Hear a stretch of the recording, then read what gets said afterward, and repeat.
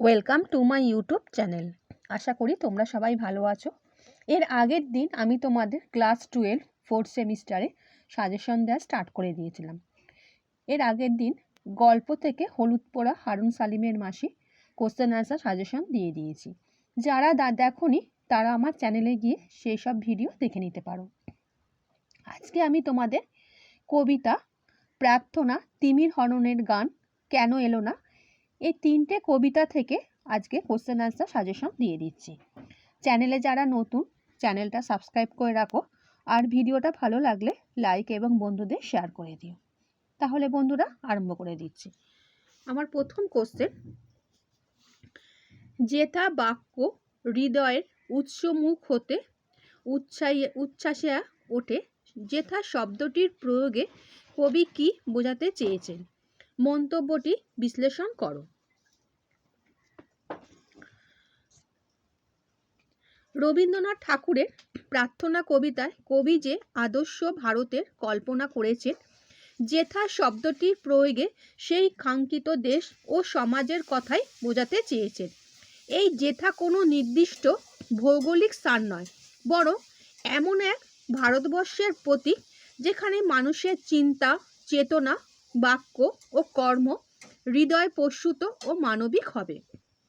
সাধারণত মানুষের সঙ্গে মানুষের সম্পর্ক গড়ে ওঠে ভাষা ও বাক্যের মাধ্যমে, কিন্তু বাস্তবে বহু ক্ষেত্রে এই ভাষা হয়ে ওঠে কৃত্রিম, মুখস্থ করা, আড়ম্বরপূর্ণ ও হৃদয়হীন। ফলে সেখানে সত্য, আন্তরিকতা ও মানবিকতার প্রকাশ বাধাপ্রাপ্ত হয়। রবীন্দ্রনাথ এই ধরনের বাক্যকে গ্রহণ করতে চাননি। তার মতে হৃদয় স্পর্শহীন কথাবার্তায় মানবিক সম্পর্ক কখনোই ও সুস্থ প্রাণবন্ত হতে পারে না। রবীন্দ্রনাথ ছিলেন এমন এক কবি যিনি হৃদয়ের কথা বলিতে ব্যাকুল।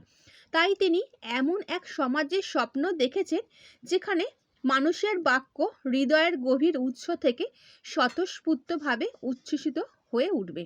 যখন বাক্যের সঙ্গে হৃদয়ের যোগ ঘটে, তখনই মানবিক মূল্যবোধের প্রতিষ্ঠা সম্ভব হয় এবং প্রকৃত জ্ঞানের বিকাশ ঘটে। এই হৃদয়জাত বাক্যই মানুষে প্রকৃত সংযোগ স্থাপন করে এবং একটি সুন্দর দেশ ও সুস্থ সমাজে গড়ে তুলতে সহায়ক হয়।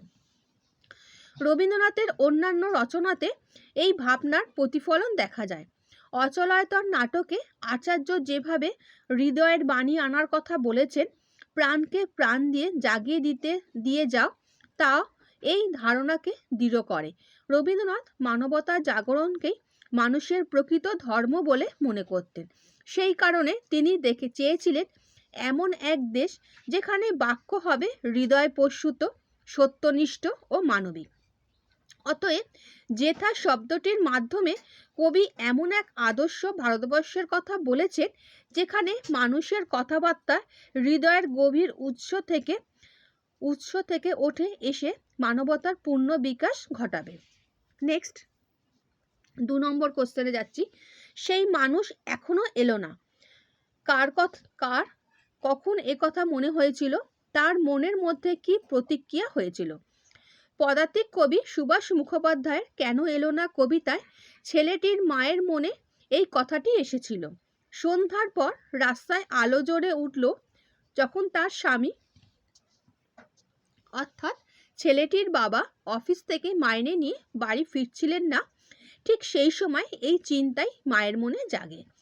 ছেলেটির বাবা সকালে যাওয়ার সময় বলেছিলেন সেদিন তাড়াতাড়ি বাড়ি ফিরে আসবেন, কারণ পুজোর বাজার করতে হবে, কিন্তু নির্দিষ্ট সময় বেরিয়ে গেলেও তিনি না ফেরার মায়ের মনে ক্রমশ উৎকণ্ঠা ও অশান্তি জমতে থাকে। বাইরে অশান্ত সময়ের ইঙ্গিত, দেরি, অনিশ্চয়তা সব মিলিয়ে তার মনে আশঙ্কা দানা বাঁধে। সেই মানসিক অস্থিরতাই প্রতিফলন দেখা যায় তার আচরণে। রান্নার সময় কড়ার গায়ে খুন্তির অকারণ নড়াচড়া, ফ্যান ঘোরাতে গিয়ে পা পুড়ে যাওয়া ইত্যাদি। এইভাবে সে মানুষ এখনো এলো না এই ভাবনার মধ্যে দিয়ে কবি একদিকে মায়ের গভীর উদ্বেগ, অন্যদিকে সময় অশুভ ছায়া ও পারিবারিক নিরাপত্তাহীনতাকে স্পষ্টভাবে তুলে ধরেছেন। নেক্সট 3 নম্বর কোশ্চেন, সূর্যালোক নেই তবু সূর্যালোক মনোরম মনে হলে হাসি। সূর্যালোক নেই বলতে কবি কি বুঝিয়েছেন, মন্তব্যটির মধ্যে দিয়ে কবি কি বোঝাতে চেয়েছেন? জীবানন্দ দাশের তিমির হননের গান কবিতায় সূর্যালোক নেই বলতে কবি আধুনিক যান্ত্রিক নগর সভ্যতায় মানুষের জীবনে প্রকৃত আনন্দ, স্বাভাবিক জীবনবোধ ও মানবিক উষ্ণতার অভাবকে বুঝিয়েছেন। এখানে সূর্যালোক প্রকৃত অর্থে আলোর প্রতীক নয়, বরং জীবনের প্রাণ, সৌন্দর্য ও স্বাভাবিকতার প্রতীক। আধুনিক মানুষ ক্লান্ত, অবসন্ন ও আর্থিকভাবে শূন্য। প্রকৃতির সঙ্গে তার যোগ বিচ্ছিন্ন হওয়ায় জীবন হয়ে উঠেছে নিরানন্দ ও নিষ্প্রভ। তাই বাস্তবে সূর্যালোক নেই, অর্থাৎ জীবনে তার স্বাভাবিক আনন্দ নেই। তবু মানসিক স্মৃতি ও কল্পনায় সেই আলোকোজ্জ্বল জীবনের কথা মনে করে সামান্য সুখ খুঁজে নেয়। এই মন্তব্যের মাধ্যমে কবি আধুনিক জীবনের শূন্যতা ও মানুষের অন্তর্গত আলো পাওয়ার আকাঙ্ক্ষাকে প্রকাশ করেছেন। নেক্সট 4 নম্বর কোশ্চেন, নিত্য যেথা তুমি সর্বকর্ম চিন্তা আনন্দের নেতা। এই নেতাকে উদ্দেশ্য করে কবি কি প্রার্থনা করেছেন? এখানে কবির যে ঈশ্বরবোধের প্রকাশ ঘটেছে তার নিজের ভাষায় আলোচনা করো। রবীন্দ্রনাথ ঠাকুরের প্রার্থনা কবিতায় কবি যে আদর্শ ভারতবর্ষের কল্পনা করেছেন তা বাস্তবায়নের পথে যে সমস্ত প্রতিবন্ধকতা রয়েছে সেগুলি দূর করার জন্য তিনি সর্বকর্ম চিন্তা আনন্দের নেতাকে আহ্বান জানিয়েছেন। এখানে নেতা বলতে কবি ঈশ্বরকে নির্দেশ করেছেন। কবির প্রার্থনা ঈশ্বর যেন মানুষের মন থেকে স্বার্থপরতা, ভয়, সংকীর্ণতা ও আত্মকেন্দ্রিকতার সমস্ত চিহ্ন মুছে দেন এবং আচার সর্বস্বতা ও কুসংস্কার শৃঙ্খল ভেঙে দিয়ে ভারতবর্ষকে সত্য, জ্ঞান ও মানবিকতার আলোয় উদ্ভাসিত করেন। কবি চান ঈশ্বরের প্রেরণায় মানুষ পরাধীনতার মানসিকতা ও জড়তা থেকে মুক্ত হবে, স্বাধীন চিন্তা ও আনন্দময় কর্মজীবনের পথে অগ্রসর হোক। ভারতবর্ষ যেন শুধু বাহ্যিকভাবেই নয়, অন্তর থেকে মহিমান্বিত হয়ে ওঠে, এই কামনাই কবির প্রার্থনার মূল সুর। এই কবিতায় রবীন্দ্রনাথের ঈশ্বরবোধ বিশেষভাবে তাৎপর্যপূর্ণ।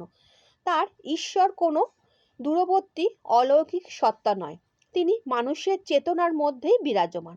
মানুষের ধর্ম প্রবন্ধে রবীন্দ্রনাথ বলেছেন, মানুষের অন্তরে এমন এক সত্তা আছেন যিনি ব্যক্তি মানুষকে অতিক্রম করে সর্বজনীন মানব রূপে প্রকাশিত। সেই সর্বজনীন মানব সত্তাই মানুষের চিন্তা, কর্ম ও আনন্দের পথপ্রদর্শক। রবীন্দ্রনাথের এই ঈশ্বরবোধ তার গানের পংক্তিতেই প্রতিফলিত। আমার প্রাণের মানুষ আছে প্রাণে, তাই হেরি তাই সকল খানে।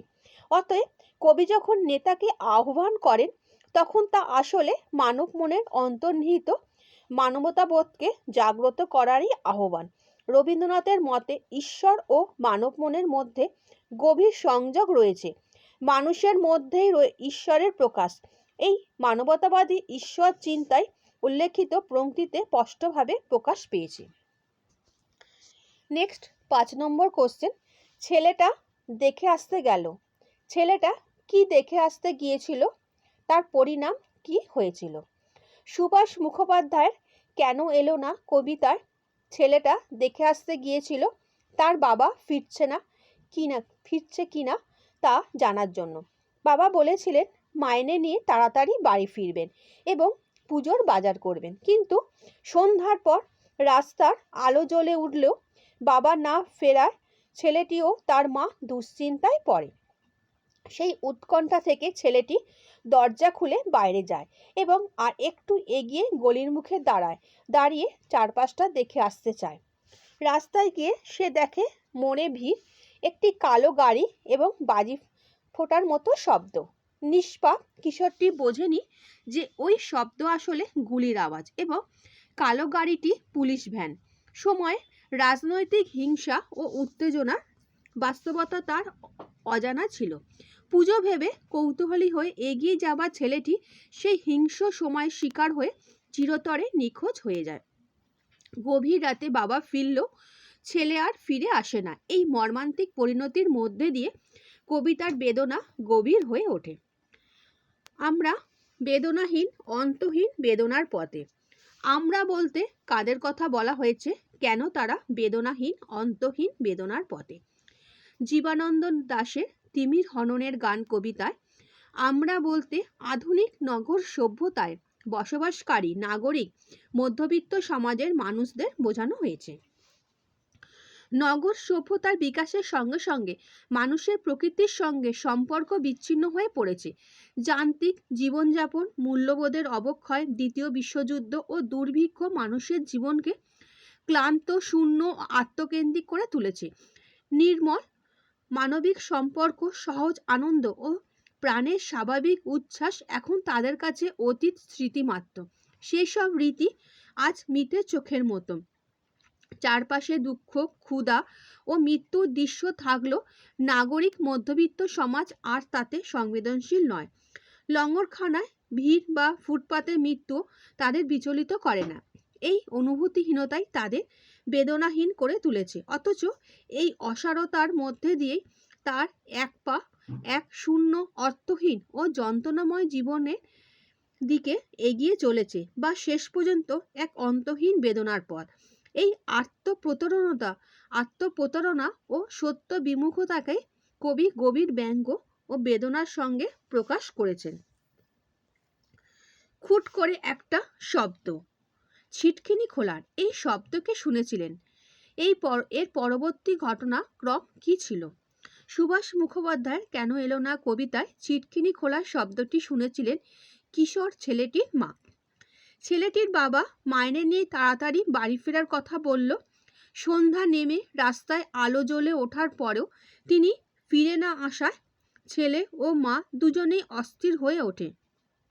ইতিহাস বই খোলা থাকলেও উৎকণ্ঠায় ছেলেটির পড়ায় মন বসে না।